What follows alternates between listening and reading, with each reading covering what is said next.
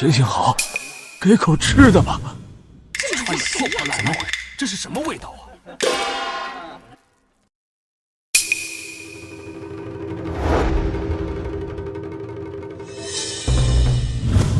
儿子，只要你通过爹的考验，这整个大千天下就都是你的。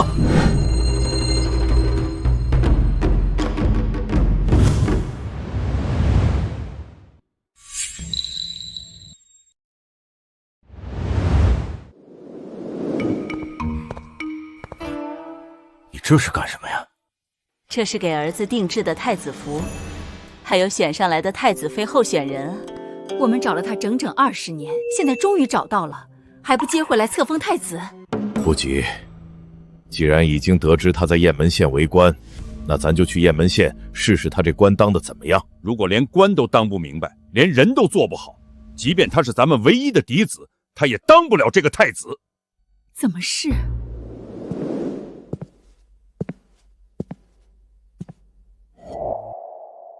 脱下这身龙袍，干回咱的老本行。哪里来的臭乞丐，真晦气！要饭到夫人母亲的寿宴上了，这不触眉头吗？今天可是我娘的寿宴，这俩臭乞丐太晦气，赶紧去撵走他们！你还愣着干嘛？儿子，你可千万不能撵走我们啊！今天是岳母过寿，你这个当女儿的不能失了体面，我来处理。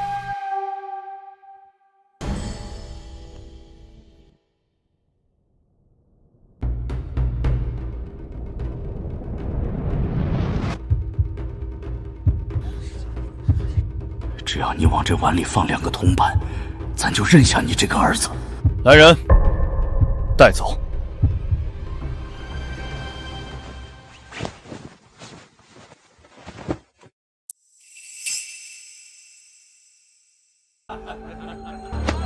胡家，且慢。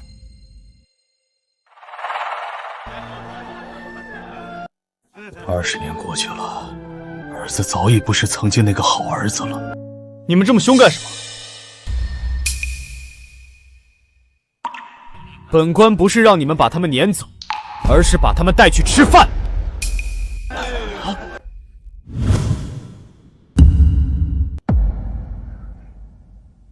你说什么？万万没想到，我雁门县境内竟然还有行乞之人。你们这个时候来这里要饭，不是来捣乱，而是来提醒本官，我这个官当的还不够好啊！好儿子，真不愧是我大钱的嫡长子。好啊，不愧是咱老朱家的种。你们先去就坐，如果对本官有什么诉求，等本官岳母的寿宴结束之后，再和本官细说。哎，带他们过去。是。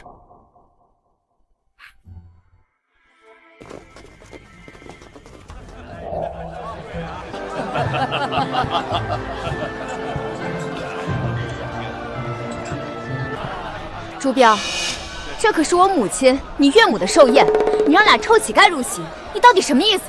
村民办席，还知道给守村人一碗饱饭吃。我身为知县，如果连这点怜悯之心都没有，对得起父母官这3个字吗？你儿子是个好官，该公布我们的身份了吧？儿子是不错，可这所谓的儿媳，就有些叫人失望了。不急，咱先认下这个儿子再说。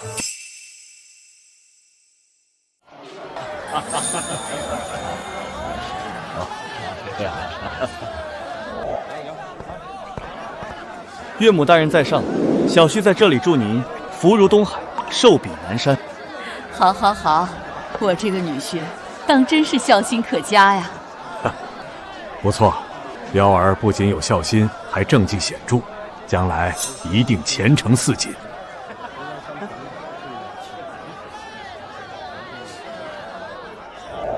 彪儿啊，你有今天的成就，我和你岳父都很是欣慰。要是你的父母还在世的话，他们也一定会为你感到高兴。今天我这个当岳母的就借我这好女婿给我备下的这杯寿酒，敬我那已经不在人世的亲家和亲家母，感谢他们替我生出这么好的儿子。敬朱大人那已经不在人世的生身父母。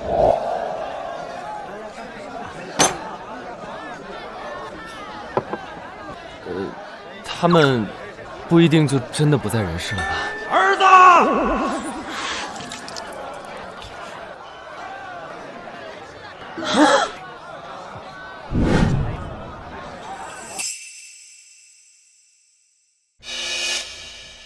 你是今天的寿星，这么多人看着，不宜动怒，让婉柔和彪儿来解决。哪里来的臭乞丐，认儿子认到老娘的寿宴上来了，晦气！让你撵走他们，你偏不信。现在好了，人家吃你一顿还不满足，还想吃你一辈子。难道真的是他们？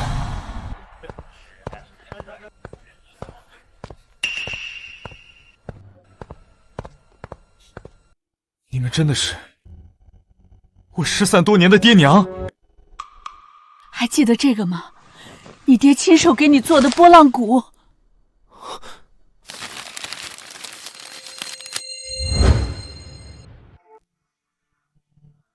你们真的是我的爹娘？是啊，你就是我们的儿子。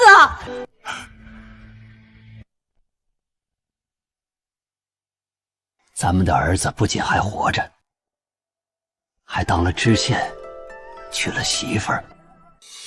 我们的亲家真是这俩臭要饭的。看这样子应该是了。哼，我可不想认乞丐做亲家，我绝对不会让朱标认下他们。儿子，能叫我们一声爹娘吗？儿子，只要你当众认下咱们这对乞丐爹娘，你就是大千的太子，未来大千皇帝。20年没养，一上来就让人开口叫爹叫娘，是不是有些说不过去啊？沈夫人说的对，哪有20年不养，突然就跑来让人叫爹叫娘的？朱大人出人头地了，知道跑来让人叫爹叫娘了，早干嘛去了？乞丐也配当知县的爹娘？依我看，这样的爹娘不认也罢。亲家母说的对。儿子，爹娘当年不小心弄丢了你，是该送你一份大礼。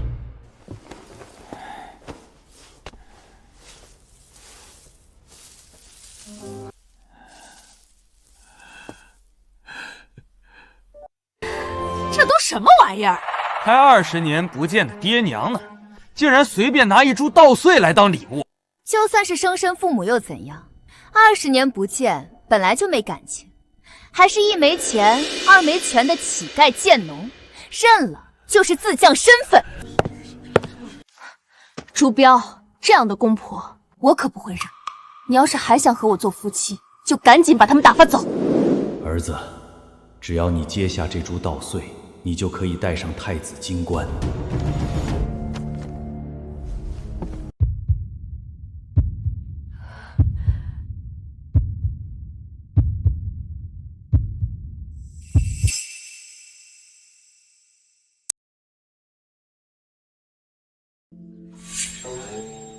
通过你父皇的测试了，娘果然没有看错你。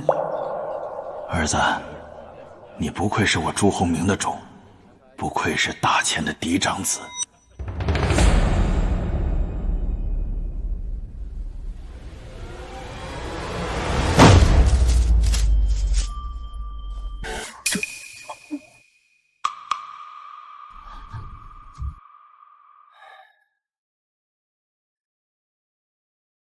20年没见了，儿子已经不是当初那个孝心可嘉的好儿子。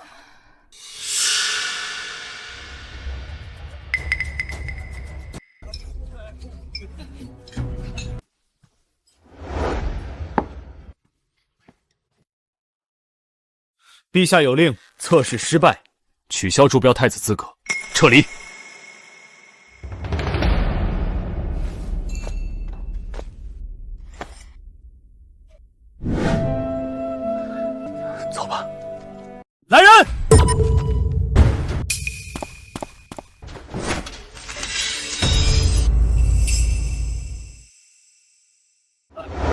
是生身父母，轰走就得了，怎么还动刀呢？没看出来，这小子竟然这么狠！这受洗之日你想干嘛呀？我只是想你把他们打发走，没想让你弑父啊！他竟然比沈婉柔还心狠。无论怎样，也不能对生身父母动刀啊！太过分了！他要是真这么狠心的话，我们就走。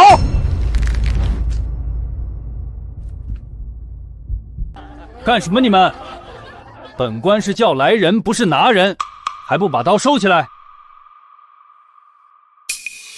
都说千里送红包，礼轻情意重，可在本官看来，爹娘千里送来的礼物，不仅不轻，还重如泰山。很明显，爹娘早在出发前，就不仅知道我是他们的儿子，还知道我当了这雁门县的知县。他们是要我看着这株籽粒饱满的稻穗，时刻牢记民生为大，百姓碗里的吃食为大。唯有让家家户户的土地里都能长出这样的粮食，我才配得上父母官这个尊号。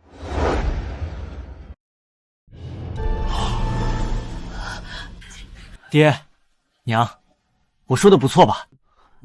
你，二老千里寻子，盘缠用尽，依旧要饭要到这雁门县来。爹，娘，如果我猜的不错，这应该是你们出发之前，在自家田地里找到的最好的稻穗吧？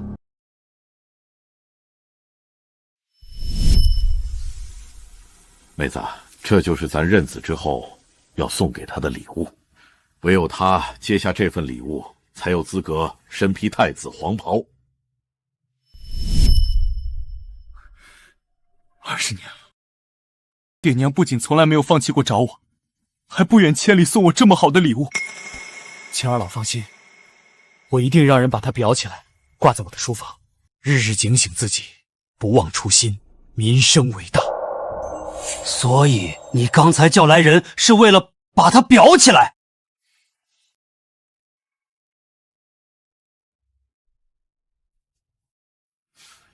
爹，娘，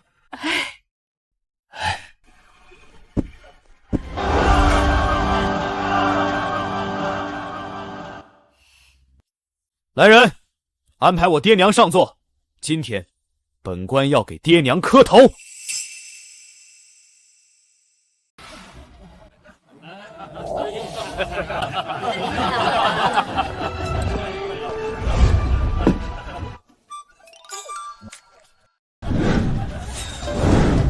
等等，陛下有令，回去坐下，原地待命。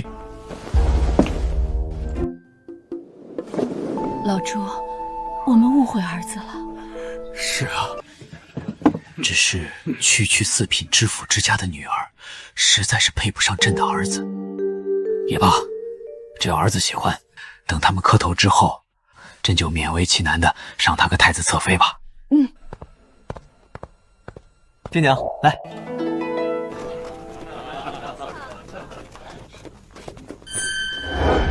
等等！你们20年没养过猪膘，也就罢了。今天我娘过寿，你们还一个铜板的礼金都不送。不仅如此，你们竟然拿着一株稻穗，就想认个知县老爷当儿子。这算盘珠子都崩到皇帝老儿的御书房里去了。婉柔，别再说了。怎么了？是我哪里说的不对吗？谁说不是呢？拿着一株不知道从哪家地里偷来的稻穗，就想来认儿子。依我看，你们就是看朱标现在当官有出息了，上这儿来骗吃骗喝。说什么呢你？我们说错了吗？今天是我夫人过寿，你们不仅一个铜板不送，还拿着一株破稻穗就来认儿子，你们还有脸吗？朱标，你自己来说，你这不知道哪里来的爹娘是不是过分至极？对，婉柔说的对。爹，娘，婉柔说的对，你们20年不养我，现在突然跑来，确实应该送个大礼。这稻穗的寓意虽好，可还是不够诚意。好啊！看来老话说的真不假，还真是娶了媳妇儿就忘了爹娘。既然你嫌弃我们送的礼物，那你说你要什么，我给。老朱，你这是20年的时间足以改变很多东西，咱们的儿子已经不是当初的那个儿子了。他要钱，我们给，然后从此两不相欠。老朱，你说，你想要什么？我想要你们连本带利的还我。哼！60年的陪伴，你说什么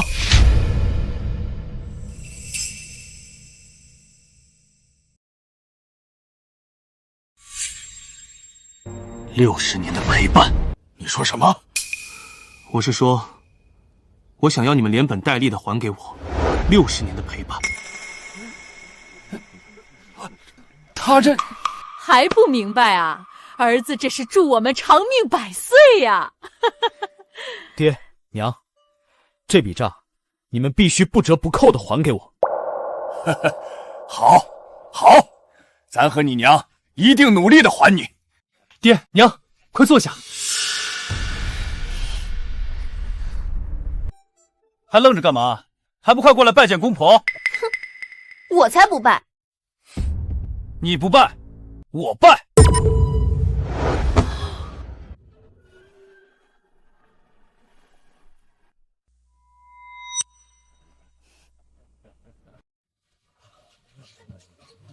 今天既是本官岳母过寿之日，又是本官找回父母双亲之日，可谓双喜临门。大家吃好喝好。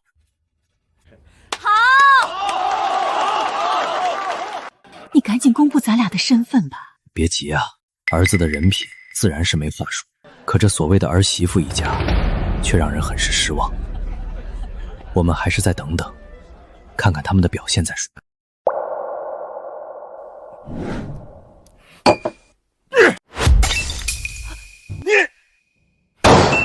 哼，吃什么吃？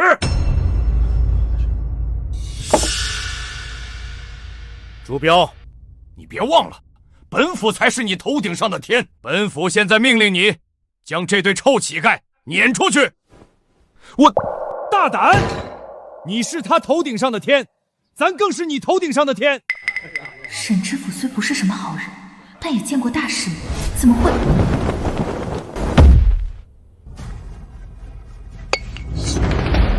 受命于天，既寿永昌。传国玉玺？他怎么会有传国玉玺？这……你们以为咱为什么会有传国玉玺？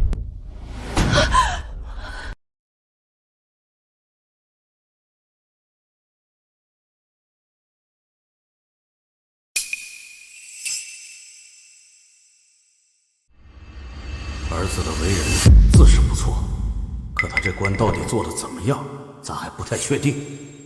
咱再忍忍。都平身吧！哎，都起来吧！咱以前在村里唱戏的时候，演皇帝演习惯了。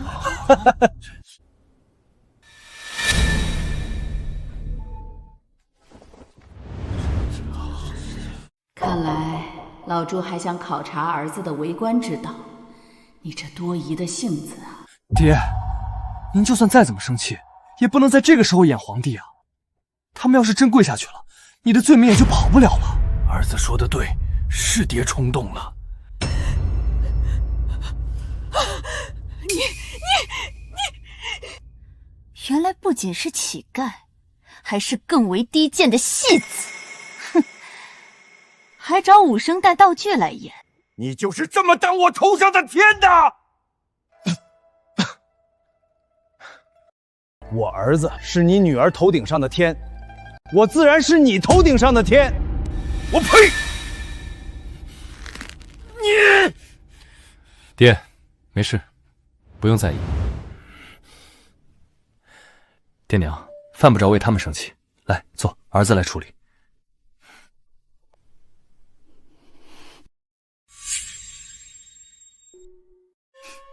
朱标，你不要忘了，5年前你刚刚到任的雁门县，只是一个穷困潦倒的边关小县。你有如今的成就，离不开本府的支持。本府看你既无父无母，又是可塑之才，这才愿意将女儿嫁给你。现如今，你却不经过我们的同意，就认下这对贱农乞丐做父母，你让本府的脸面放在哪里？本府现在明确告诉你，如果你还要你的前程，就把他们2人打发走。朱标，我爹在问你，你还要不要你的前程？这一家子嫌贫爱富的势利眼，老子恨不得现在就宰了他们！冷静，儿子会护着我们的。我当然要前程了。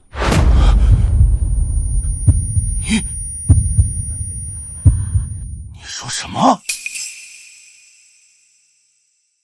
你是聋了听不见，还是脑子不好使听不懂啊？你儿子说他要前程，不要你们。你们虽然20年没养朱标，但毕竟也给了他生命，也还没把他饿死在你们手里，所以我也不会让你们白来一趟。爹，给他们100两，也算是替朱标报了恩。为了你儿子的前程，还是收下银票走人吧。咱要你亲自告诉咱，这钱咱该不该收？你看看，你看看，这就是咱们的亲儿子。为了他这所谓的媳妇，为了他的前程，竟然要用100两断绝父母亲情，太寒心了，简直是太寒心了！这样的儿子，不认也罢，咱们走。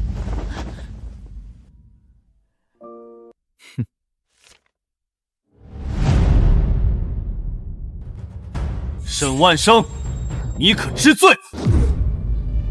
什么？什么？你问我爹的罪？我没听错吧？你竟然问你岳父的罪？是啊，他本来就有罪啊。你连皇帝都看不上，难道没罪吗？大胆沈万生，你不仅有罪，你还罪犯欺君，罪同谋反。难道儿子知道我们的身份了？不应该啊！洪明发迹之前名叫朱八，我以前也叫马秀云。儿子即便还记得我俩的曾用名，也绝不会想到朱八就是朱洪明，马秀云就是马英啊！你说什么？你说我看不起他们，就是看不起当朝帝后。不错，看来儿子当真是猜到咱们的身份了。好吧，咱这就公布咱的身份。其实您就是一位本本分分的农家汉子。我之所以说沈知府有罪，是因为陛下曾经也和我爹一样，只是一个生活在北蛮铁蹄之下、毫无尊严可言的底层雇农，甚至还为了生存当过一段时间的乞丐。你刚才一口一个贱农乞丐的称呼我爹，岂不就是看不起陛下的过去？对了，承蒙陛下皇恩，曾经的雇农只要活着都分到了土地，我爹现在已经是有地的农民了。他之所以穿成这样，只不过是盘缠用尽而已。你说我爹这种有地农民是贱农，那不就是说陛下曾经连贱农都不如？你说你是不是罪犯欺君，罪同谋反啊？好你个朱标，你竟然拿陛下的过去来吓唬我爹！你不要忘了，你有今天的政绩，全靠我家老爷的支持。要是没有我家老爷，你这知县当不久。朱标，我今天就把话说到这里。你要是不把你这对穷鬼爹娘打发走，我就和你和离，还有你的前程也到此为止了。说什么呢？谁是穷鬼？儿子，你干嘛去？你干什么去？来人，取我笔墨来。沈婉柔，罪犯七出之首，不孝公婆，本官要当众休妻。你说什么？你再说一遍！沈婉柔，我说我要当众休了你！朱标，你好大的胆子！当初若不是我家老爷赏识你，你能有今天的政绩？我当初见你虽无父无母，却颇有才学，才倾力扶持于你，甚至将爱女许配给你。万万没想到，你竟这般羞辱婉柔，忤逆于我！难道你这不是恩将仇报？不错，5年前我考中举人，虽有官身，却因朝中无人，被外派至这偏远的雁门县。如果不是知府大人鼎力支持，即便我有惊天卫地之才，也难有今日的政绩。所以，即便你们今天对我父母百般刁难，言语羞辱，我都一再隐忍，甚至还想从中调和，不愿伤了和气。可你们的所作所为实在是太过分了！他们是我的生身父母啊，血浓于水，怎能容你们这般作践？朱标，你简直愚蠢至极！他们20年没养过你，我爹却从你上任开始就倾力扶持你，你今天竟为了这2个陌生人当众休了我！他们确实20年没养过我，但我一直记得一件事情。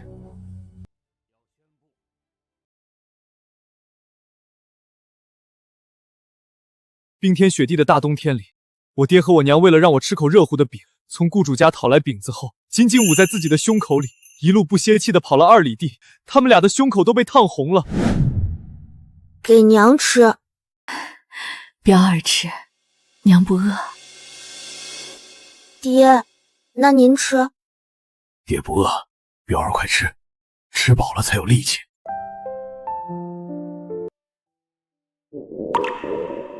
我现在终于明白，当年那饼为什么那么咸了。因为饼的一面是母亲的心头汗，饼的另一面是父亲的心头汗啊！爹娘，即便我现在已是一县之尊，也始终觉得那是我这一生吃过最美味的饼。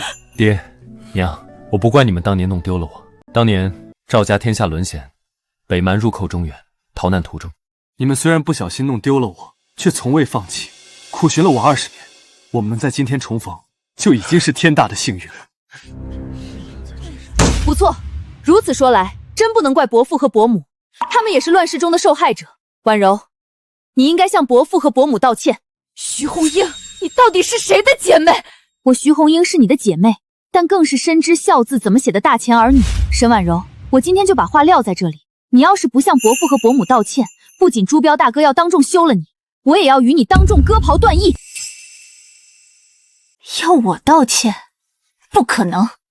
你们俩带着这俩臭乞丐，给我滚出去！这里是老子的地盘，要滚也是你带着这俩嫌贫爱富的货色，给老子滚！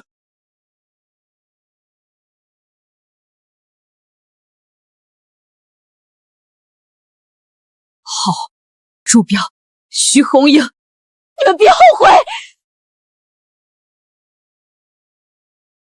朱标，你真是个不知好歹的东西！要不是我家老爷扶持，你能有今天的地位？我女儿能看上你，那是你8辈子修来的福气。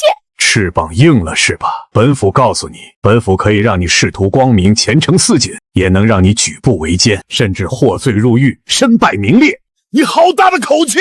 咱倒是要看看，哪个不知死活的东西，敢让咱的儿子获罪入狱？你以为你是谁？难不成你姓朱，就是朱皇帝了？实话告诉你，我女儿今天走出这个门，明天就能嫁入吏部尚书府，比你这小小知县强100倍。别以为傍上县老爷当儿子，就能飞上枝头变凤凰。就算给你穿上华服，披上霞帔，山鸡终究是山鸡，成不了凤凰。不行，绝不能再让这一家子羞辱我的儿子。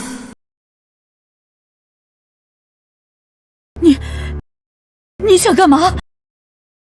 跪下！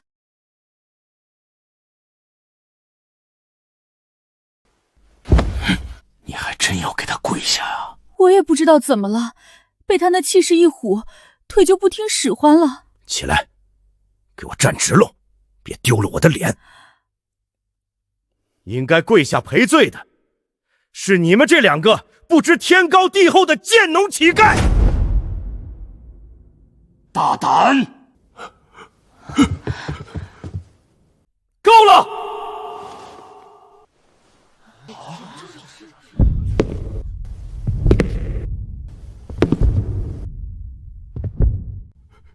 你想干嘛？看在你曾经帮过我的份上，我今天还尊称你一声沈知府。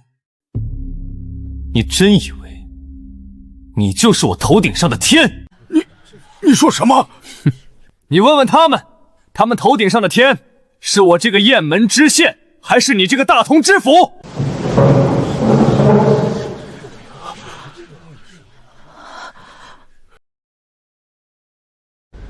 既然朱大人捅破了你这层天，那我就表个态。我们以前之所以敬你，以你为天，不过是看在朱大人念你救恩的份上，老夫早就想骂你们这两个势利之仆了。没有农民耕耘，你这一桌子山珍海味从何而来？没有农民织布，你们身上的绫罗绸缎又从何而来？不错，不论是我雁门百姓，还是我雁门驻军，我们的头顶上从来都只有朱标大哥这一片天。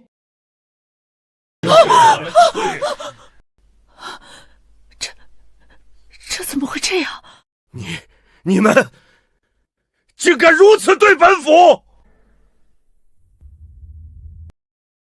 恭请府尊大人滚出雁门县。恭请府尊大人滚出雁门县。老爷，这到底是怎么回事啊？他们怎么都帮着这个小子？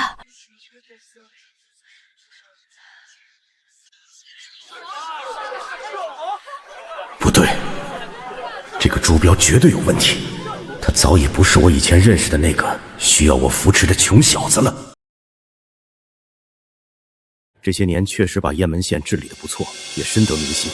可即便如此，也不至于有这么多人愿意为了他公然得罪我这个知府啊！这家伙早就瞒着我和雁门县这些有头有脸的人物勾结在了一起，唯有如此，这些人才会对他马首是瞻。你以为你翅膀硬了就能脱离我的掌控？殊不知，你早已有了取死之道。你说的不错。当朝陛下和你这穷鬼贱农老爹一样，出身寒微，曾经受尽压迫，但也正因如此，他最恨当官的与当地豪强相互勾结。就凭这一点，我就能让你们一家三口死无葬身之地。看够了吗？恨够了吗？从现在起，我不欠你半分恩情。请吧。主标，我今天就把话撂在这里，用不了多久，你们一家三口就会跪下来求本府。本官今日休妻，在外人看来或许是个笑柄，但本官借此看清了一个不孝之妇，也算是因祸得福。另外，本官今日与父母重逢，也算是双喜临门。各位继续吃好喝好。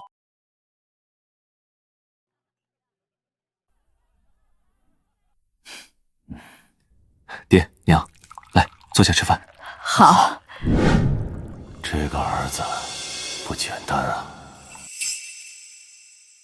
爹娘，儿子在这里，敬您二位一杯，感谢二老20年来未曾放弃寻我。好，娘陪你喝。这位姑娘，多谢你一直这么支持咱的儿子。伯母不必客气，朱标大哥心系百姓，是个好官，我支持他本就是应该的。儿子，这么好的姑娘，你怎么不给爹娘介绍介绍？爹娘，她是我雁门驻军统领定远将军徐长春的千金，也是我雁门驻军之中唯一的女将徐红英。五品边将之女，品貌兼优，气度不凡。现在看来，倒是可以给个侧妃。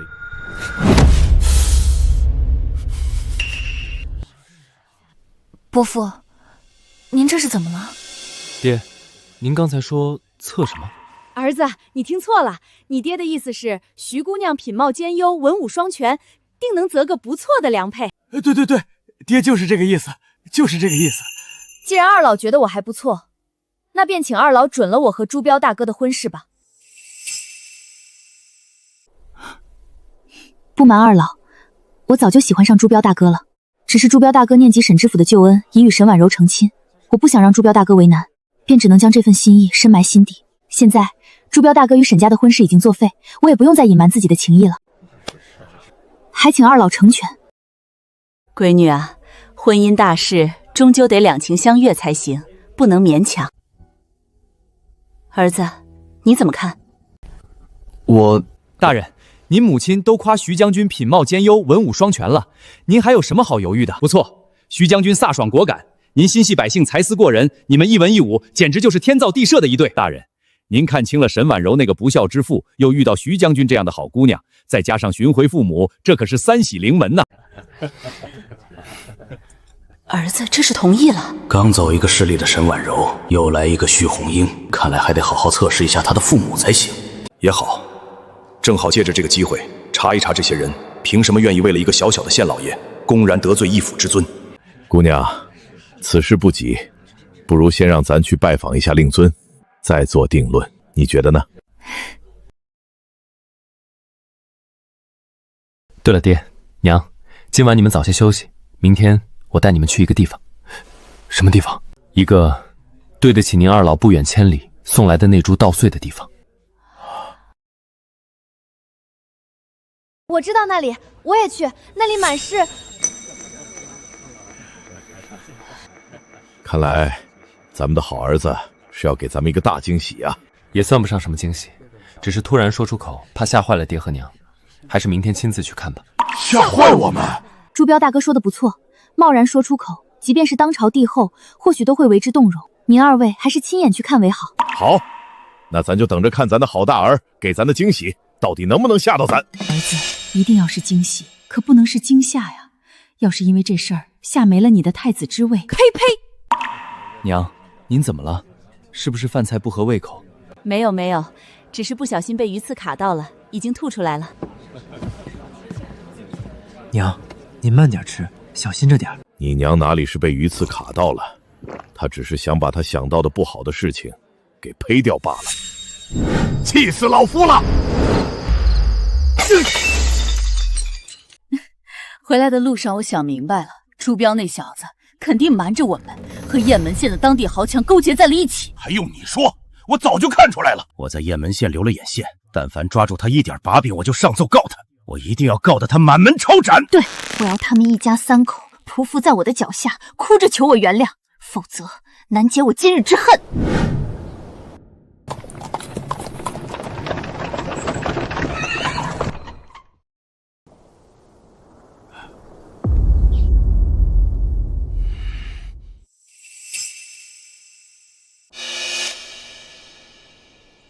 你好大的胆子！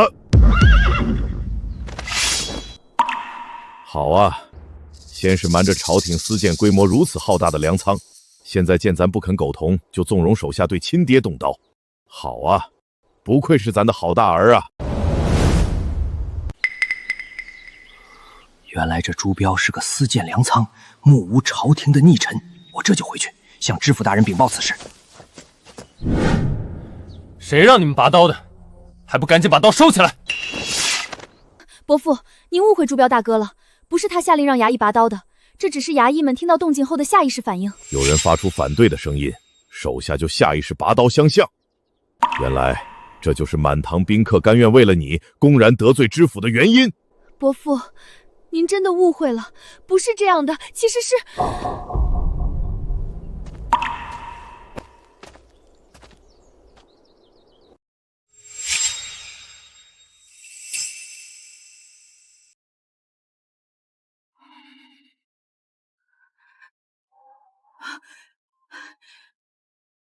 伯母这是怎么了？为何这个时候跑到朱标大哥身后去？收奴！父亲既然来都来了，为何不进去看个究竟，再定儿子的罪？怎么，当爹的还能怕了儿子？你老爹可是从尸山血海里闯出来的皇帝，岂会怕你一个小小的知县？好，咱这就去看看你这自备粮仓究竟能如何让你脱罪。儿子，只愿你这自备粮仓真能证明你的清白，让你脱罪才好。奇怪，伯父身上的气质怎么突然就变得比沈知府还要威严？当真是人靠衣装马靠鞍吗？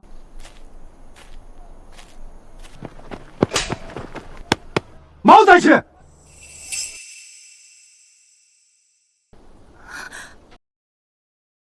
朱，伯父，你没事吧？20年不见的老爹，要了解20年不见的儿子，就得从这一下子开始。你好大的胆子！你知道咱是谁吗？哼，我管你是哪个，就算是皇帝老子，只要不戴帽子，老子都要给你滚一下子！我啥子我？这是我们朱大人给我下达的死命令。哪个朱大人？还问哪个朱大人？这雁门县除了我们县尊朱标朱大人，还有哪个朱大人？对了，你们是干子的哦，连朱标朱大人都不晓得，怕不是官用来的探子哦。可话说回来，探子哪有这么笨的？都不搞清楚规矩就往粮仓里闯，怕不是不晓得史字咋个写哦。别说了，徐将军，你穿这身衣裳，我还真没认出来哦。他们是你亲戚哇？他们是张伯，你刚才打的人是我爹。打得好，打得妙。你打了我爹，我不仅不怪罪你，还要赏你一块腊肉。朱大人，我听错没得哟？我打了你老汉儿，你不仅不罚我，还要赏我腊肉吃。就是，不罚也就罢了，怎么还赏呢？什么叫做不罚也就罢了？好啊，你还真是咱的好大儿啊！别人打了你老子，你不仅不罚，还当着你老子的面赏打你老子的人。不是这样的，朱标大哥赏他是因为他打的不是我老子。你说什么呢你？还不给你爹赔罪？妹，你还不明白吗？寿宴上的大孝子不过是做给宾客们看的表演罢了。人家朱大人都已经表明，咱不是他的老子，咱也就不认这个儿子了。你要是想留，你就留下，咱这就回家种田去，不沾他朱大人的光。儿子，你当真这么想的？不错，他刚才打的确实不是我老子。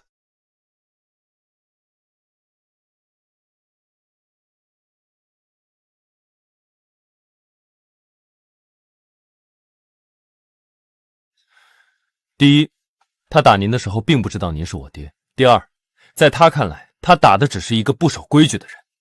这句话，您是否认可？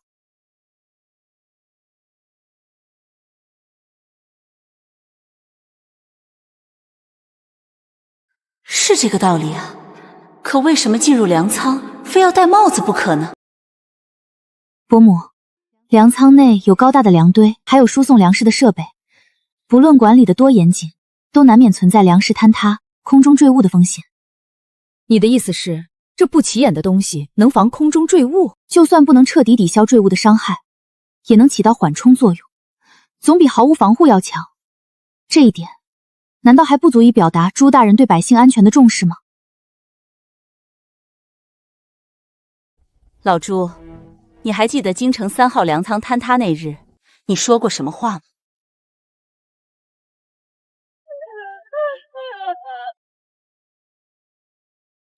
户部这些人是吃干饭的吗？怎么就不知道给做工的民夫戴个头盔？启禀陛下，头盔很重且不透气，民夫们在粮仓内劳作，若是戴上头盔，只怕还没被坠物砸死，就先被热死了。你传咱旨意，令工部想办法制造一种既轻便透气，又能防御坠物的安全盔。是。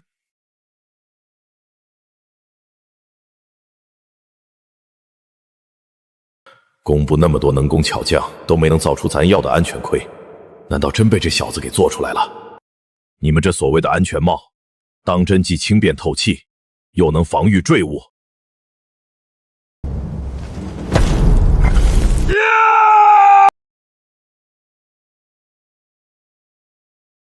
哎呦！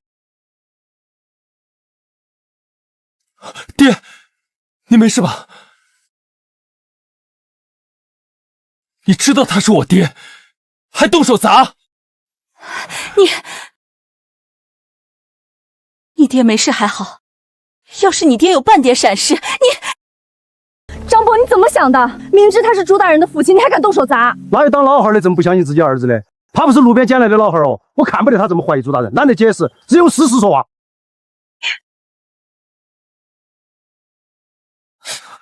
你们怎么搞的？竟然让陛下被人砸了！你当时不也没反应过来？哎，到我身边来说。陛下站起来了。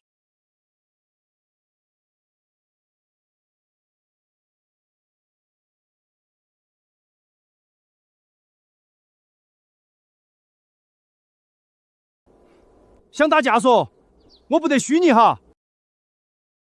你这帽子，还真就是既轻便透气，又能防砖砸。赶紧告诉咱，这是怎么做出来的？吓我一跳，我还以为你要找我打架哦。咱为什么要打你？不仅咱儿子要赏你，咱也要赏你。你知不知道，你这一板砖下来，往后能救多少在粮仓劳作的百姓的性命？不错，刚才是有点懵，但也只是懵了那么一会儿而已。只要把这安全帽推广到全国各地，所有在粮仓劳作的百姓就都不会再因梁堆坍塌和空中坠物而受致命伤害。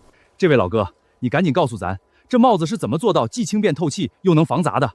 我就是个抗满老兵，被朱大人安排在这里守门，才有口饭吃。我哪里晓得这么多？这都是朱大人教大家做的。你连自己儿子有几斤几两都不晓得，你到底是不是他亲爹哦？你，这真不愧是咱的好大儿啊！快告诉爹，你是怎么做到的？你这么看着咱干嘛？爹，您是做什么的？你一个普通农民，凭什么说能将安全帽推广到全国？还有，你一个连盘缠都不足以支撑到来找我的人，又拿什么来赏他？还不给本官从实招来！你怎么跟你爹说话的？竟敢拿老子当犯人审！不好意思，爹，职业病犯了，可您也总得给我个合理的解释啊。是啊，咱刚才一时没留神，突然就用了皇帝的口气说话，这也算是犯了这所谓的职业病。可咱还没来得及测试这个未来儿媳的父母的人品，不能暴露身份啊。彪儿，事情是这样的，当年我们去交粮税时，亲眼目睹了粮库坍塌的惨状。你爹当时就想造出一种既轻便透气又能防砸的安全帽，只可惜我们就是普通农民，没这个本事实现。万万没想到，你竟把你爹当年的想法实实在在的变成了现实。他没这个本事，可你这个县老爷有啊。我们把这安全帽卖到全国各地，还能赚不少钱呢。对，你娘说的对，你是不知道，当年那粮库坍塌的场面老惨了。可你刚才说要赏人家，你拿什么赏？怎么？你老子要赏人家一块肉，你这个当儿子的还不给？原来如此，给？怎么不给？别耽误时间了，赶紧进去吧。卖安全帽倒真是个推广的好方法，不过我不想靠这个赚钱，抛去所有成本，一个安全帽赚1文钱就够了。朱彪大哥，你还真是任何时候都在为老百姓着想啊！你自己听听，儿子自始至终都在为百姓考虑。我相信他瞒着朝廷私建这自备粮仓，绝对不是为了中饱私囊。你呀，待会儿进去之后，别看到什么就急着发火。儿子，只愿你真如你娘所说，不是为了中饱私囊。太子储君之位非同小可，既不能让无才无德之人居之，又更不能让有才无德之人居之。你这备战粮仓、备灾粮仓、活用粮仓，各有什么说法吗？好像要是不曝光我穿越者的身份，就解释不通了呀。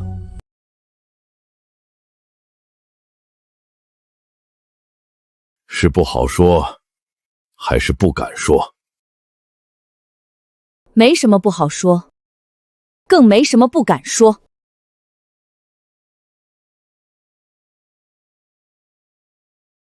战备粮仓，顾名思义，就是专门为戍边将士准备的粮仓，而那备灾粮仓，便是遇到旱涝灾祸之时，用来赈灾济民的。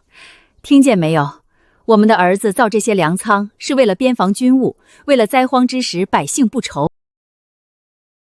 照你这意思，就是每年新产的粮食都不上交赋税，全都按比例自行仓储。每年新产的米、肉、盐、油，我都会按照其他州县的最低平均标准，足额上缴赋税。多出来的粮产和副食才全部入库战备粮仓。我雁门关的戍边将士必须吃最好的新粮。你看看，这就是我们的好儿子啊！雁门驻军之所以以你这个七品文官为天，原来是你瞒报粮产，克扣农税，用百姓的血汗养出来的。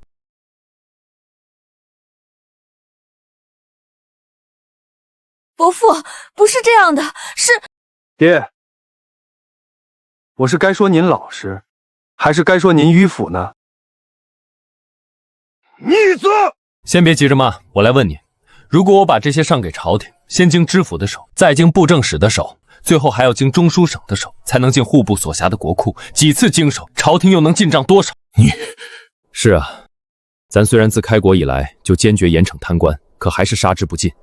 如此层层盘剥，再加道路损耗，朝廷又能进账多少？爹，这装满米面的9座柱形粮塔，还有这些装满肉油的方形粮仓，是我为官5年的存粮。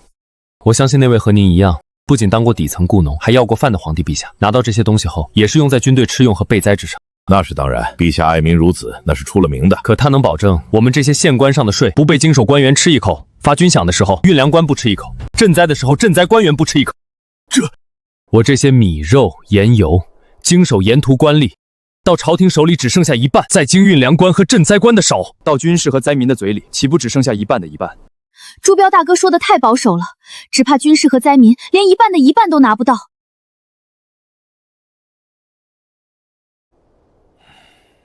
标儿，你能提出这些问题，就一定有解决之道。只要说出你的解决之道，并让你爹接受，你这太子之位就稳了。爹，儿子之所以带您来这里，就是想让你们知道，我穷过、饿过、苦过，所以深知百姓疾苦，绝不会忘本。怎么说来着？对了，当年的屠龙少年绝不会变成害民恶龙，这话够精准。儿子不想这些粮食被拿去喂养蛀虫，这才私建这3种粮仓，直接用以本辖区的军民。儿子不想隐瞒爹娘，只愿爹娘理解儿子，相信儿子。娘相信你，娘一直都相信你。爹也相信你，可爹也有一个问题想问你。您说，陛下没办法杜绝这些蛀虫的产生，可你又怎么保证你下面的人不变蛀虫呢？高薪养廉，杀鸡儆猴，双管齐下。什么是高薪养廉？是啊，莲姐怎么和高薪放一块儿了？其实，早在娘生产之时，我就从一个灯红酒绿、制度发达的世界穿越至此，并成为了你们那刚出生的孩子。你们的标儿之所以出生之后哭得比其他孩子都狠，那是因为我在抱怨，为什么别人穿越都是富家公子，我却出生在家徒四壁的雇农之家。可你们再怎么穷，也没让我饿死冻死在你们手里。即便20年前你们在逃难之时弄丢了我，我也不怪你们，因为你们也是时代的受害者。标儿，你在想什么呢？哦，我只是在想该怎么和你们解释高薪养廉这4个字。那现在想好了吗？其实人都是有欲望的，真正能做到既保持清廉又全力为公的人少之又少，所以他们青史留名，被称之为圣贤。爹，您现在看来，陛下的想法是不是过于梦幻，也过于天真了？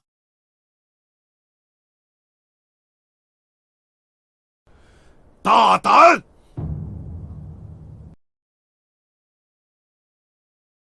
你不想活了，竟敢说陛下天真？难道您还会去告发您的亲儿子？你已经是当着皇帝的面批皇帝天真了，咱还上哪儿告发你去？兔崽子，还真机灵！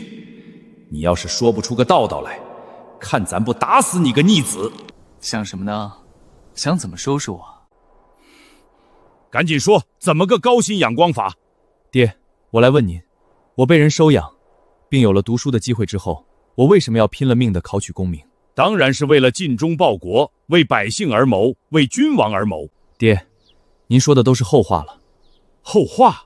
人活着，先要解决生存问题，也就是先要吃饱，吃饱之后，就要想着吃好，就像他们一样，不都是为了这个吗？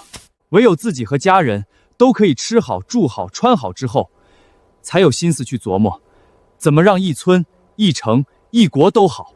我们的皇帝陛下，不也是先保证自己能存活于乱世，才逐渐有了驱逐胡虏、恢复华夏、立纲陈纪、救济思民的宏愿吗？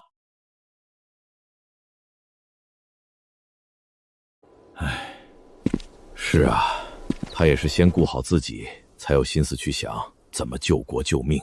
就连找儿子，也是有权有势之后的事情。希望你们父子2人可以真正的站在一条线上，共同面对这个百废待兴的国家。你说的对，并不是人人都是既能保持清廉，又全力为公的圣贤。咱太天真了。爹，关您什么事儿啊？对，是陛下太天真了。咱刚才不也这么责骂你来着？咱和陛下一样，都太天真了。所以，你是怎么做到让你下面的人不变蛀虫的？伯父、伯母，还是我来说吧。我这个见证人来说，肯定比朱标大哥说的更清楚。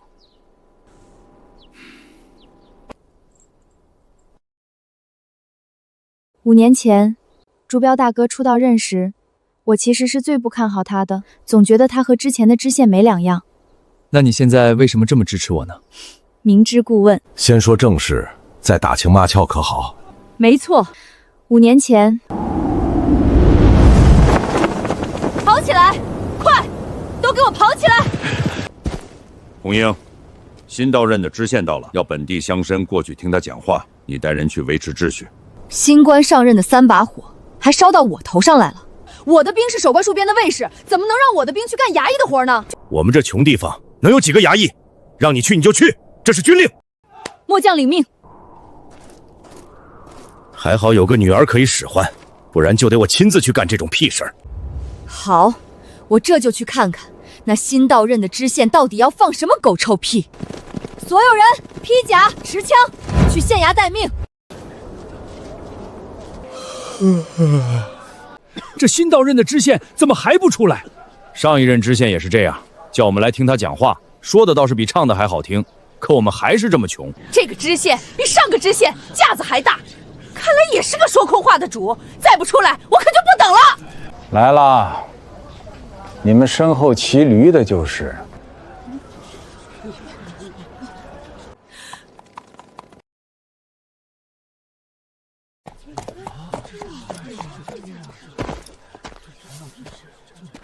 大家久等了，本官先去换个衣服。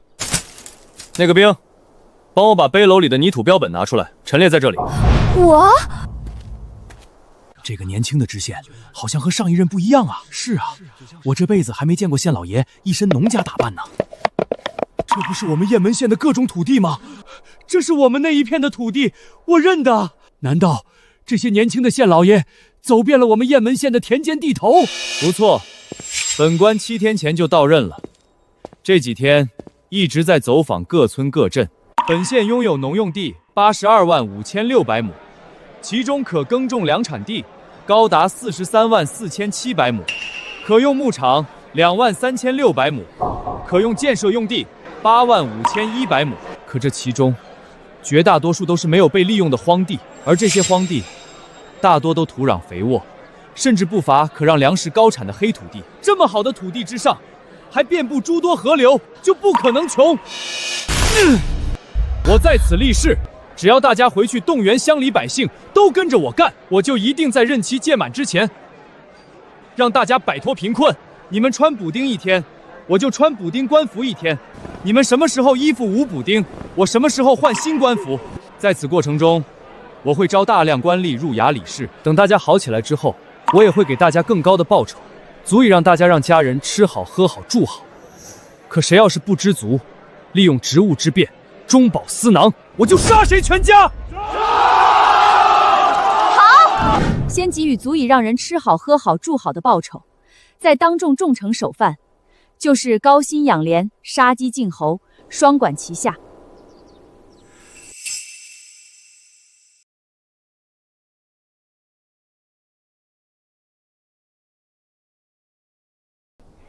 这就是你的高薪养廉，杀鸡儆猴，双管齐下。是，首犯利用职务牟利，你当真诛了他满门？雁门县初见起色后，一名县衙文书利用职权敛财，赃款不足100两，我当众下令将其满门抄斩。灭人满门，其中必有无辜，你良心不痛吗？怎能不痛？我比谁都清楚，一户人家之中，老人、妇孺、家眷，必有罪不至死之人。可若不狠心立威，何以震慑吏治，服众安民？若不铁血破局，怎能让雁门百姓摆脱贫苦？怎能让满目疮痍的费城变成如今这般富庶安稳的模样？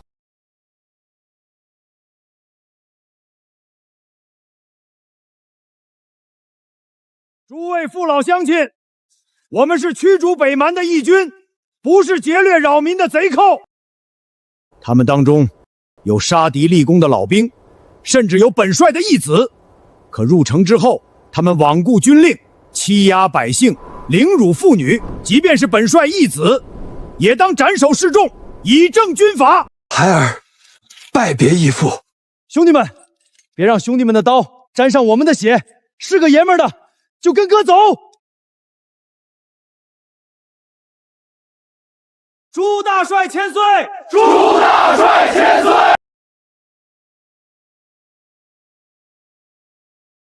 好样的，咱的好大儿恩威并施，真乃治世奇才啊！我儿不仅还活着，更练就一身的治世本领。这是老朱家的福气，是大钱的福气，更是天下万民的福气。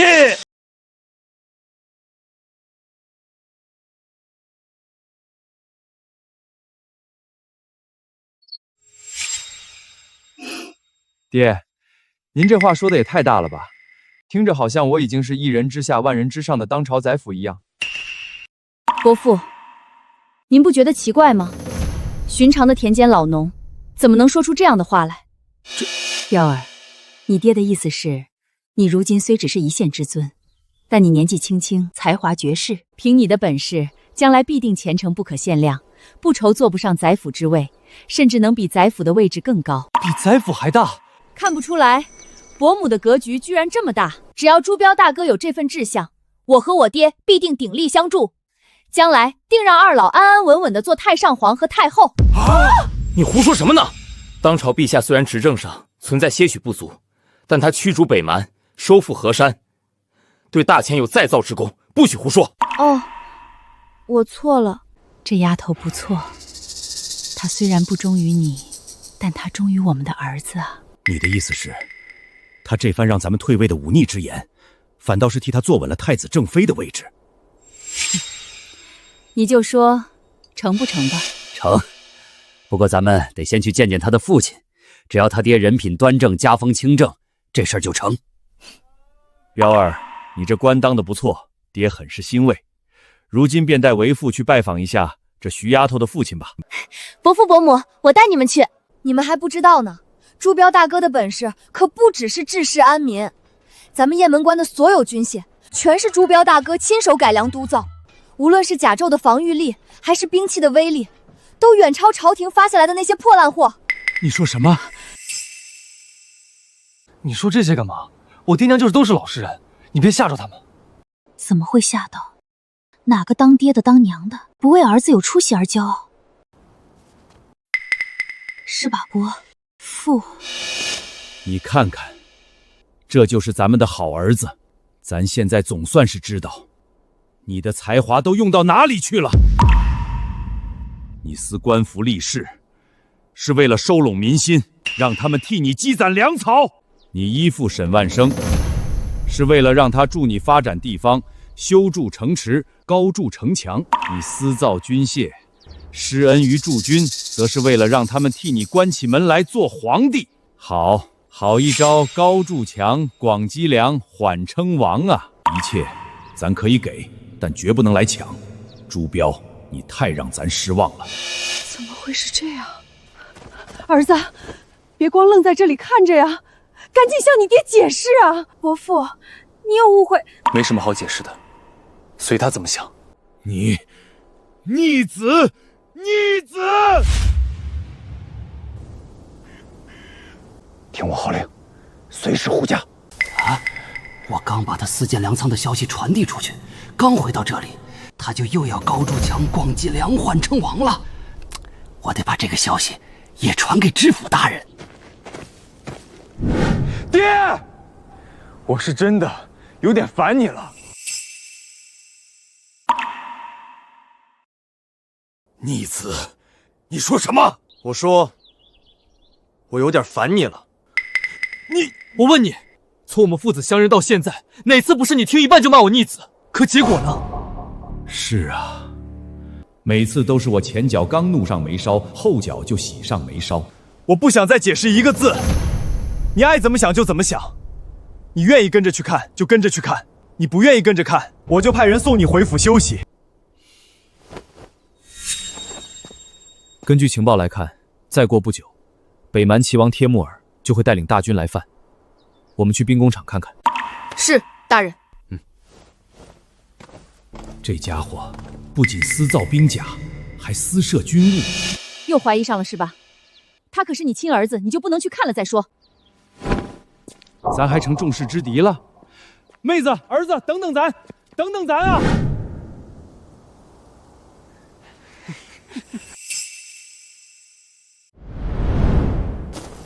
走走走，这以后啊，只要这未来太子不对陛下出手，我们就不用戒备了。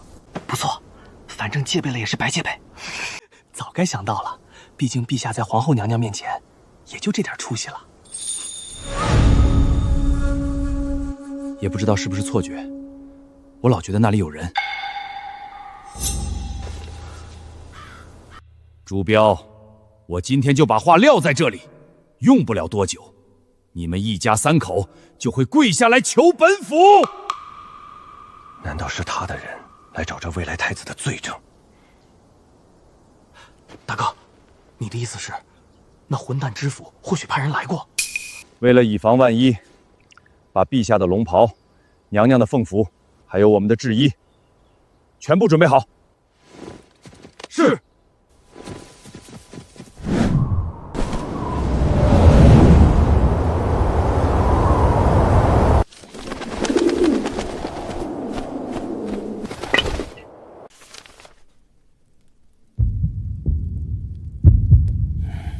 老爷，是不是朱标那畜生又有什么消息了？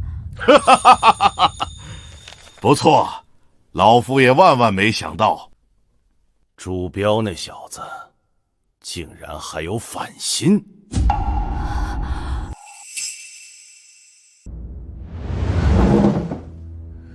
爹，会不会是你的人看错了？朱标虽然当众羞我，着实可恨，但他一心为民，不像是有反心之人啊！绝不可能看错，为父经营多年，这点把握还是有的。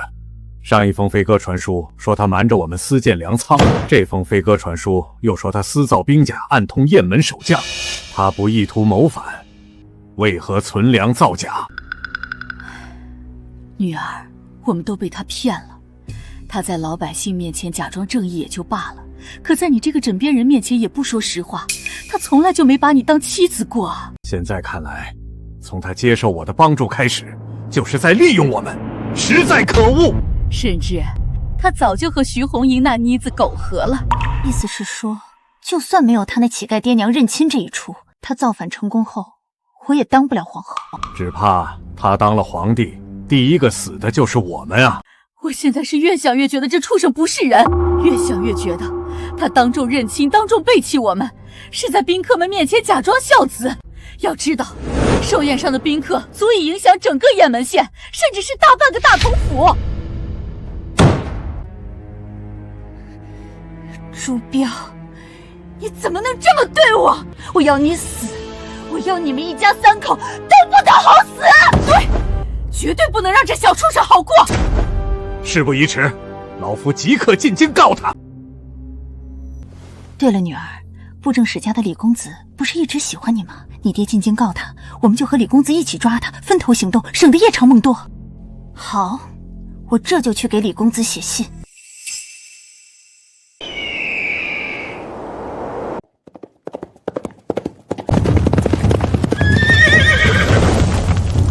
来者何人？我是朱大人外派石猴，有重要情报。对口令：日月山河永在，大前江山永在。放行。朱大人和徐将军在兵工厂，你直接过去。多谢。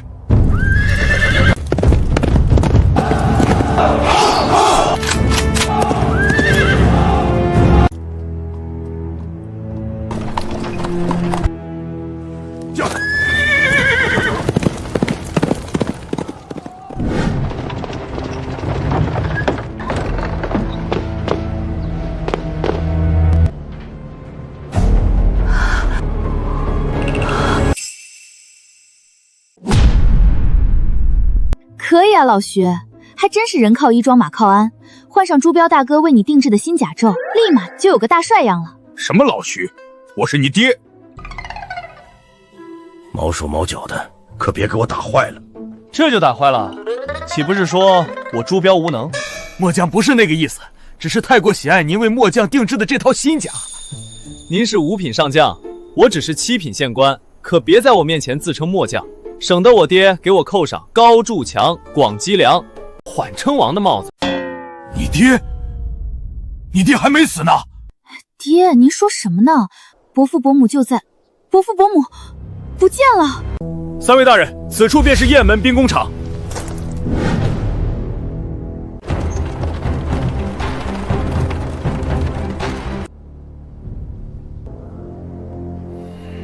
这就是彪儿创办的雁门军器局。这里不叫军器局，叫做兵工厂。这里叫什么？重要吗？咱是真的不想把它往坏了想，可你告诉咱该怎么想？就这规模，就这产量，再这么造下去，都可以炮轰京城了。不错，再这么造下去，确实是要不了多久就可以轻松拿下京城。逆子，你还说你不是逆子？爹，您这话有错。咱说错什么了？你应该说逆子，你还说你不是逆臣，有区别吗？当然了，这开口的逆子是您以父亲的名义称呼我，至于后面那个称呼，则是您以臣民的身份替皇帝斥责我。您又不是皇帝老子，怎么能替皇帝斥我为逆子呢？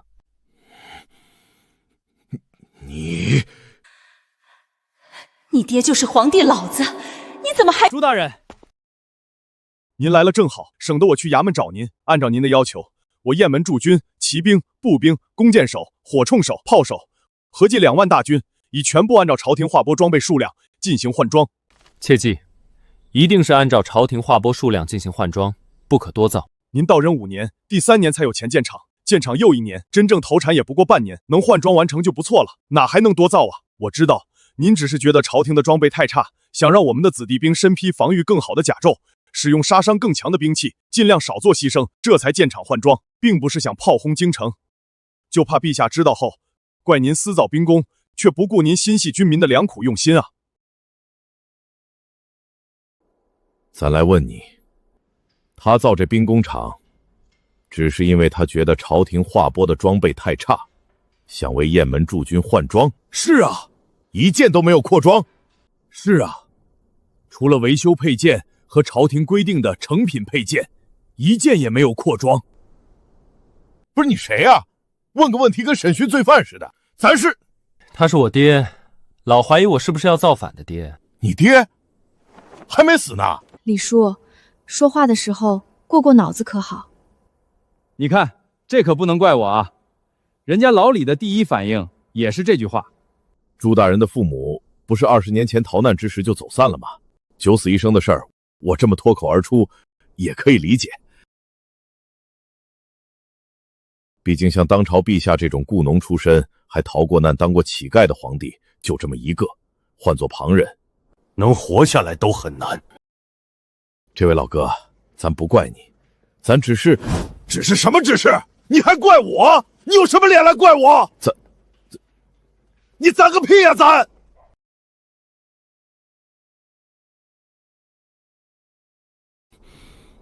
你别这么看着我，我告诉你，你是朱大人的爹，不是我的爹。怎么，想打架还是怎么着？我告诉你，我可不怕你。说句倚老卖老的话，朱大人还得叫我一声李叔，咱俩指不定谁叫谁哥呢。你要不是朱大人的爹，我还不会这么不客气。就因为你是他爹，我才这么骂你。好，咱姑且叫你一声老哥，老哥哥还请赐教。怎么就因为咱是他爹，你才这么骂咱？赐教就赐教，首先，我不是他爹，我只是他治下的一个小老百姓，我都这么相信他。你这个当爹的，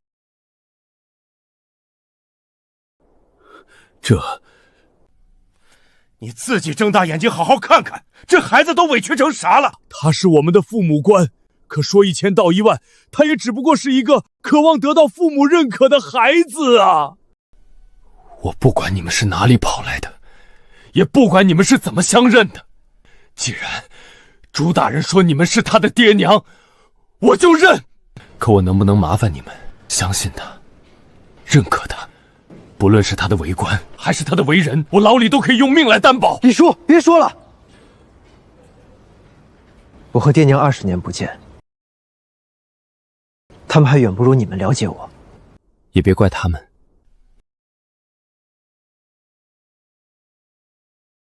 爹，我不怪您，我只是因为您老是误解我，这才……爹，父子之间没有隔夜仇，对吗？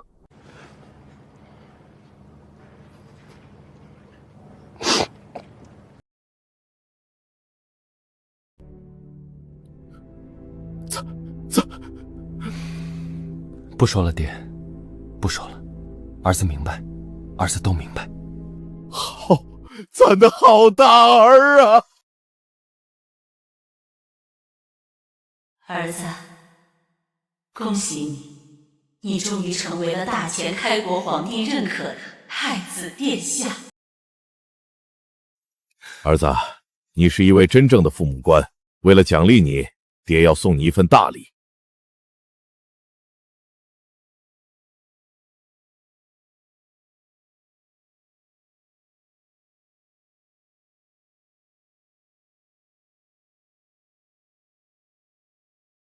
太子殿下已经通过考验，现在下去为太子殿下加冕。是。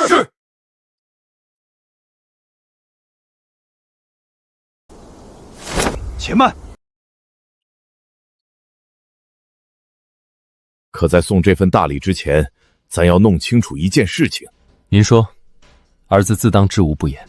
你这兵工厂虽然看着不小，可和拥有诸多作坊的朝廷军器局比起来，还是不够看啊。你是怎么做到仅用半年的时间就生产出2万大军的兵器甲胄的？而且还是一支兵种齐全的边防大军。最为关键的是，造出这么多兵甲，还都比朝廷划拨的要好。你们怎么还那么多问题啊？这是你们该关心的吗？李叔，别这么说，伯父和伯母也是出于好奇嘛。我们第一次听说朱标大哥的流水线作业法之时，不也是这样，不刨根问底就不罢休？人都是好奇的，可以理解。流水线作业法是个什么法？是啊，彪儿，赶紧给爹娘说说。这个一时半会儿说不清楚，还是去车间自己看吧。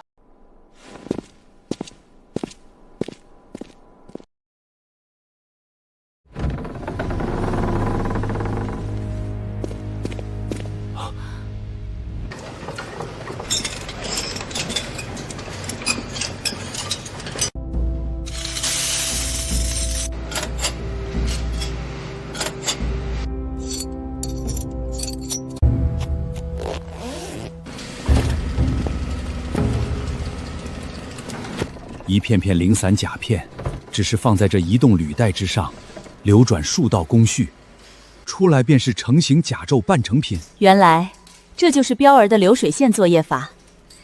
1道流水线完成部件成型，再经2道流水线整体组装、打磨、配饰，便可直接产出成套完整甲胄。此法最妙之处，便是在于工序拆分，专人专岗。工匠只需要深耕1道工序，便能熟能生巧，精准无误，既大幅提速，又统一规格，严苛品质，速度与精良兼得。婉儿，真乃旷世大才啊！你这婆娘，夸儿子的时候怎么不带上咱？他是你儿，更是咱的好大儿。儿子，这回你是想不当太子都不行了。儿子呢？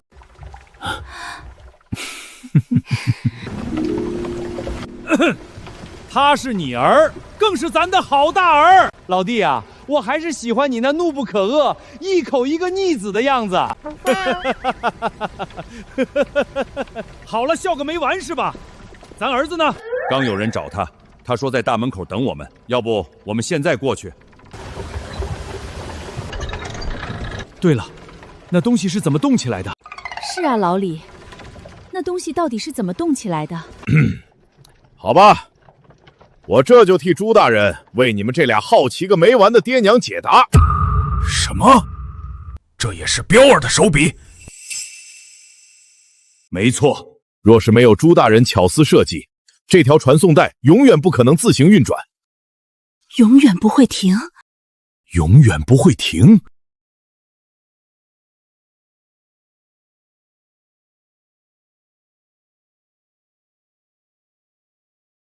朱大人巧妙改造传统农用水车与龙骨翻车，将自然流水之力转化为持续机械动力，水流不绝，动力不止，传送带便可日夜轮转，永不停歇。借天地自然之力，融前人技艺之智，推陈出新，巧思创新。我儿这才是真正的大智慧啊！真不愧是咱老朱家的种。哎，怎么不骂了？我还等着听你一口一个逆子呢。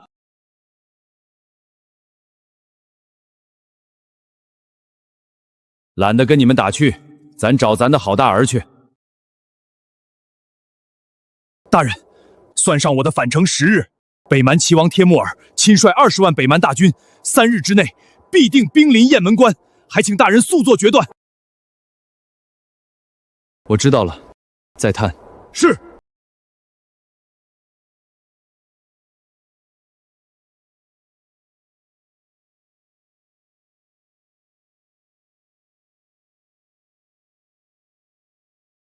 从即刻起，我只给你12个时辰。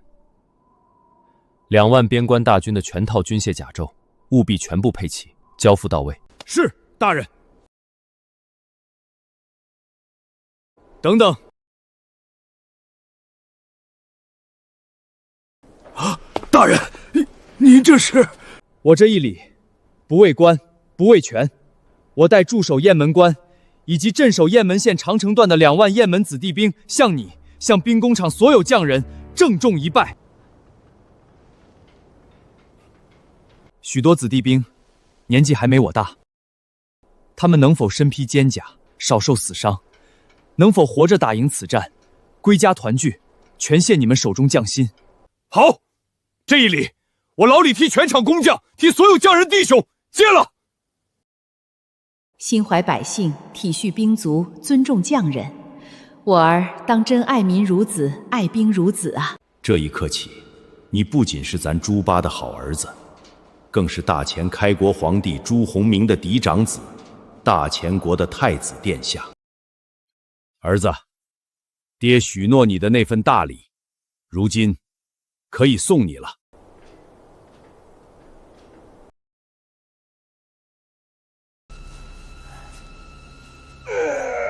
兄弟们，撤了，下山拜见我们的太子殿下。这身包袱背了一路，总算能卸下来了。你们背滚浮玉带靴子还好，不怕磕碰损坏。我背的是太子冕旒冠，丝毫不敢磕碰，一路小心翼翼，简直就是背了一座大山。走走走，赶紧下山，别再有什么变卦。等等，怕是真有变卦了。只要是爹娘送的礼物，哪怕是老家一捧泥土，一缕鸡毛，儿子都满心欢喜，尽数收下。不是，咱这次要送的是……但眼下军情紧急，我必须即刻回衙，部署全城防卫。什么泥土鸡毛？咱难道只会送这些寒酸东西？谁让你又是扮乞丐考验儿子，又是拿稻穗来考验儿子的？他刚刚说回去做什么？回衙门部署城防呀。他竟然还精通城防作战。你们这位儿子会的东西多着呢，你们往后惊讶的地方还多得很。同样是姓朱的，当朝陛下的那些皇子，跟朱大人一比，简直天差地别，根本就不成器。爹说的没错，如果朱标大哥是储君太子，我大前的未来必定风清气朗。不是，你还真想当太子妃呀？我告诉你，他真要当了太子，你们这门婚事，我第一个不同意。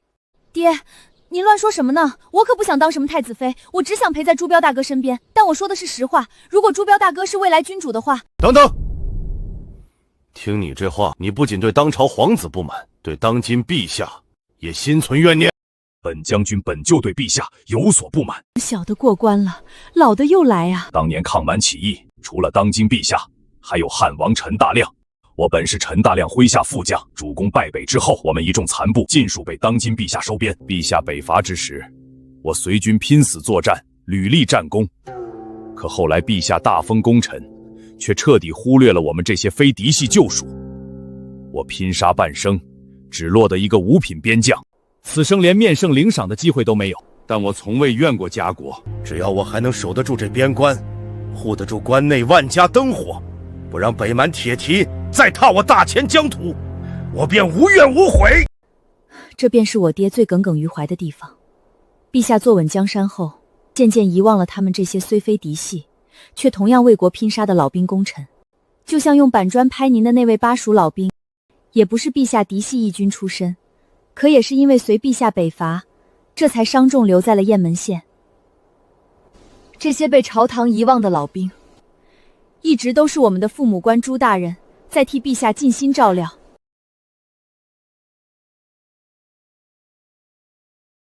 还在聊什么？赶紧回城，正事要紧。好嘞，咱这就来。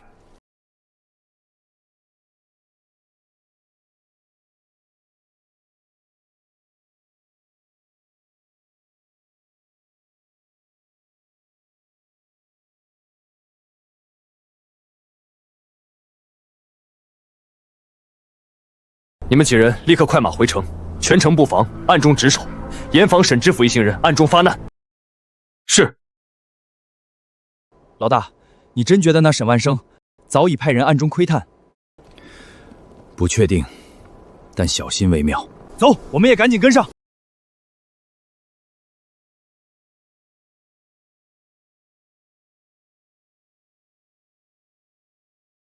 婉柔，这朱标真是不长眼。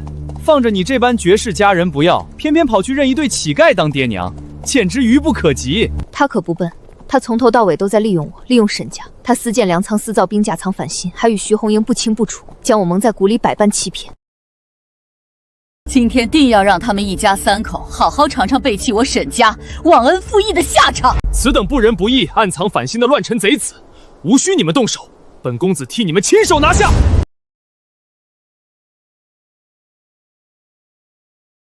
这些望楼原本是军用，我建设在城里，平时可掌握道路治安。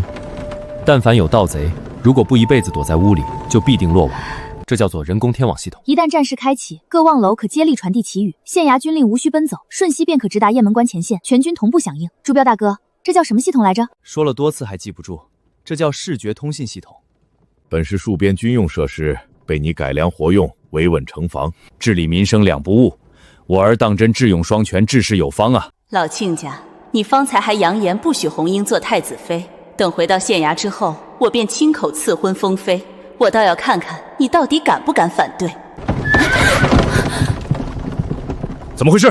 大人，望楼旗语急报，沈婉柔前世携布政守之子赵公子，率领100名轻骑兵直奔县衙方向而去。南门守军为何不拦？赵公子手持布政使文书，属于合规过境，南门守兵无权阻拦，只能以旗语急报，请大人速速定夺。来得正好。朱大人还没回来，今日想要硬闯，就从我等尸身上踏过去。朱大人是100年难遇的好官，为民造福，守城护民，你们凭什么无故拿人，恶意构陷？没错，没有朱大人，就没有今日的雁门县，谁也不许伤害朱大人。我这把刀杀猪10年，今日若能斩几个污蔑清官的乱臣贼子，也算值了。诸位乡亲，切莫被朱标的伪善外表欺骗，他私建粮仓，私造大量兵甲，暗中蓄势，蓄意谋反，狼子野心，昭然若揭。没错，他就是个欺世盗名、披着人皮的奸佞小人。乡亲们，你们都被他平日里的小恩小惠蒙蔽了双眼，所谓的大奸四忠，说的就是他朱标。各位乡亲，我曾身为知县夫人，我出钱办学，施医赠药，体恤孤寡，真心实意的辅佐他。我当初那般倾力支持他，为何如今却要亲手带人捉拿他？难道我无缘无故狠心绝情吗？就连我父亲也是昔日最看好他，如今却亲自进京告发，这一切都事出有因啊！我不信，我只信朱大人。如果没有朱大人开仓救济，我和娘亲早就饿死在寒冬里了。你个黄毛丫头懂什么？再敢胡言乱语，老娘撕烂你的嘴！你是坏人，一看就是坏人。区区刁民稚童，也敢当众过造，该死！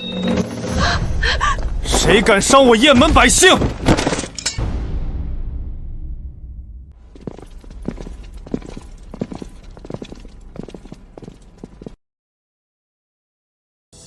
可恶！他为什么能让全城百姓如此拥护？乡亲们，别被他蒙蔽了！他越是装作正直爱民，内心越是奸险，城府越甚。我昔日也曾尽心善待你们，造福雁门，你们为什么偏偏不信我？婉柔，不必多言，这群刁民，还有这伪善的朱标，统统都该死！还愣着干什么？拔刀杀！所有衙役护住身后百姓。儿子，从今往后换爹来护你。还有娘。爹，娘，你们这是？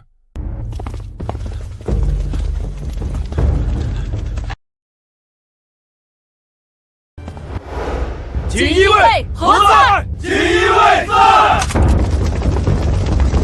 锦衣卫在！锦衣卫在！大前开国帝后在此，谁敢惊驾？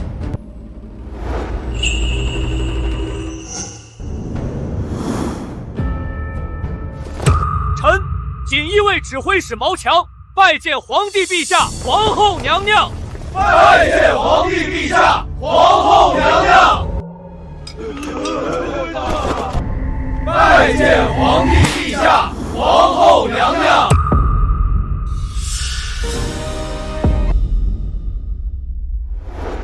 请太子殿下换靴。